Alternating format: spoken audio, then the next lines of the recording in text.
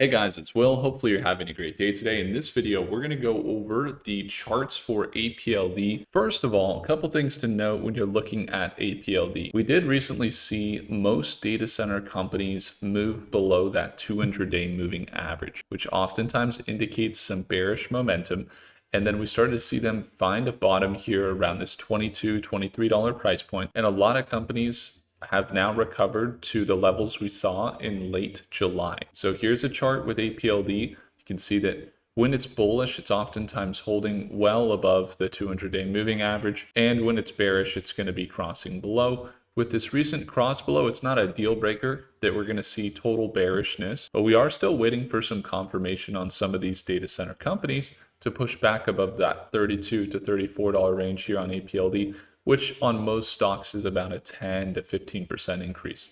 So what other ones are similar? You look at IREN, you can see they also crossed below that 200-day moving average, and we start to see them recover once again to those levels we saw back in July 2020 or July 22nd.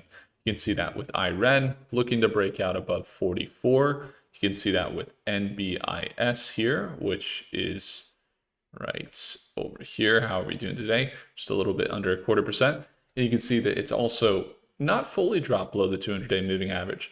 Now, some companies, like our larger cap companies, didn't fully pull below the 200-day moving average. So if you look at most tech, you saw that big sell-off through June and into July, and a lot of them are bouncing the 200-day moving average. So the point is with APLD, I think even though we saw this pretty steep decline, we are starting to look bullish now on APLD, continuing some of this momentum up into this $30 to $50 range.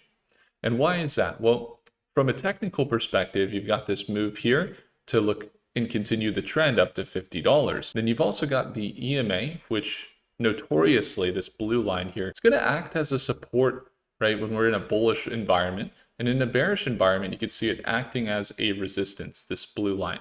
Then we go bullish. What does it start to do here? It starts to act more as a support. And we've seen that here where, for a while there, that EMA was just really acting as a resistance there. And then we started to see them consolidate. Now we're actually looking to use this previous level at $30 a share for APLD as a support. So it was a previous resistance back in early July, then a resistance into mid to late July, and we just broke above it. And we did see it get respected as well over here at end of July. And then now that we're here into August, we're looking to use that $30 price point as a support and actually continue this trend up here with APLD, continuing the breakout up into these levels of $30 to $50 a share. So the technicals there are definitely starting to look pretty good. In the next day or so, we could see some volatility as the RSI and MACD are looking pretty overbought in the short term. So we might see a little bit of a pullback, maybe at market open or something tomorrow morning. But things are starting to look more bullish in this potential recovery for most data center companies. Now, we could go into all the fundamentals like the news looking good or the financials coming in really well for a lot of these companies, and the spend from big tech like Microsoft and Amazon and Google seem to be showing up in the financials of a lot of these smaller data center companies. But really what we're looking at for the technicals here is simply the continuation of the trend. The trend in the overall trend is bullish, but in the medium term, we did see those pullbacks where it was bearish. And now we're starting to turn back into potentially a reversal. Now, there's 3 stages to a reversal, and I want to walk through more of these technicals. But before we do, the charts are something that we go through quite often in the medium to short-term opportunities that we catch, whether it's in the data center markets, the AI markets, or the space markets. And if that's you, you're saying, I want to learn how to read these charts, how to have, I see them, but I don't always know what all the indicators do, or where does it actually indicate that there is potentially good buys and potentially good sells or entries and exits. So I got a free first access list that you can join. It's called the Chart Optimization List, and we got something coming. And in order for me to deliver this really well to you, that way I can make sure that you get notified when we come out with this new charting system that we're building for investors, and just put your first name and your email And what you'll get access to is, number one, you're going to get it before the public does. Okay. So that's the first thing. The second thing is that we will make it tailored to you. So if you go through, then answer 2 questions. And the first question is, what does your current charting process look like? So currently, how do you read charts? Do you feel like you need to learn other things about charts? What do you want to learn about the charts? Answering that question will help us to be able to build this custom to you. If you could improve something about the chart, the actual functionality or what you'd like to see, whether it's entries or exits or anything like that. That way I know that we're building something that you actually want and will help you to be able to analyze stocks better. As you guys know, we have a great track record. If you've been following for any appreciable length of time, we've been able to have over 100% returns per year. And in multiple stocks, we've been able to gain over 100% in the last few quarters. And the reality is none of that would be possible if we didn't have solid analysis processes. There's other things that go into this, like the valuations or market sentiment or just seeing the rotations in the market and just generally looking at the demand and the real world usage of some of these technologies, of course.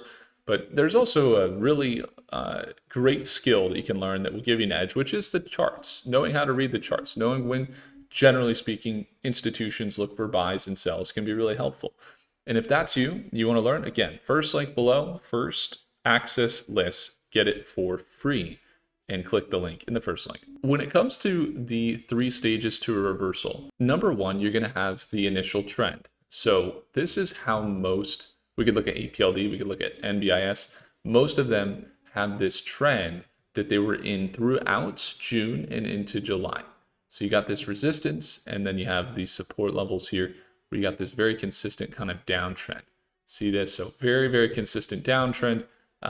And this is simply institutions seeing previous support acting as resistance and then it's selling off more. What does that mean? Previous support acting as resistance. So every time there's a support level and it gets broken, then it acts as a resistance. You can see that there. There's another support level here. It starts to maybe act as a support here, and then you see them try to hold it, but no, then it acts as a resistance that it then gets rejected. And this is quite common. This is just kind of the stair step trend. You can see it in both up and down movements. Again, support levels, then acting as resistance that it's struggling to break above. And it's just going to be like that over and over until the trend eventually breaks. And we saw this all the way throughout June. A lot of people were very frustrated. Support level getting rejected, previous support acting as resistance, and then once again getting rejected. But what we saw recently, and those are some crazy lines I drew, hopefully that makes sense.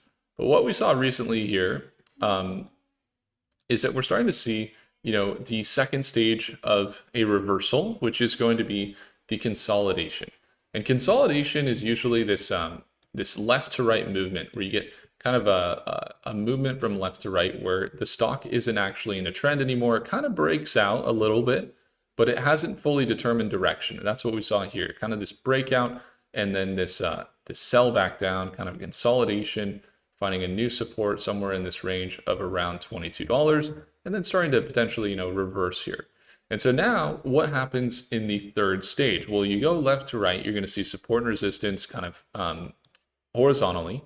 And then once that consolidation ends, you're going to see a breakout in either direction. So in this case, we're starting to see a breakout of the consolidation potentially.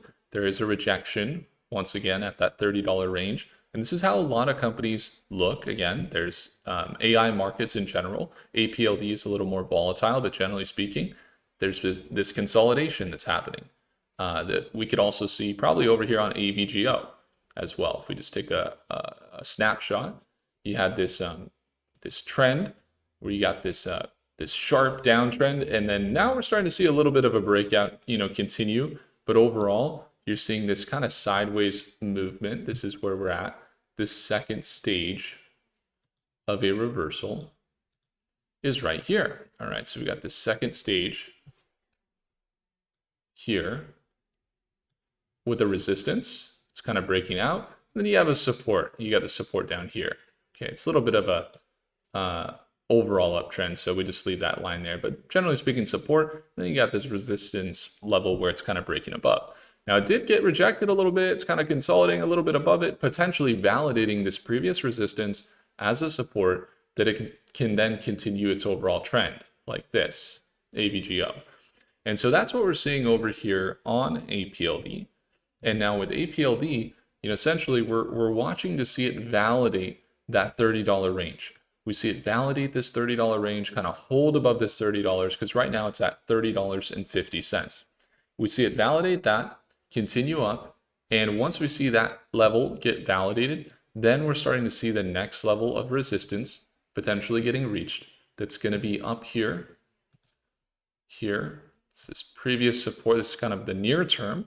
Previous support around 32, and then you got resistance there, and you're going to see potentially this level here. We're going to see a potential swing on APLD there, which is going to be potentially about 5 to 10% gain. Okay, so this is what institutions are going to be kind of watching, right? We could see, if we start to see a rejection down, next level of support is going to be somewhere in this range of around 25, and that's not going to look so hot. But you could see that that's an instance where we get more consolidation and the rallies don't happen as quickly as maybe some investors might be anticipating.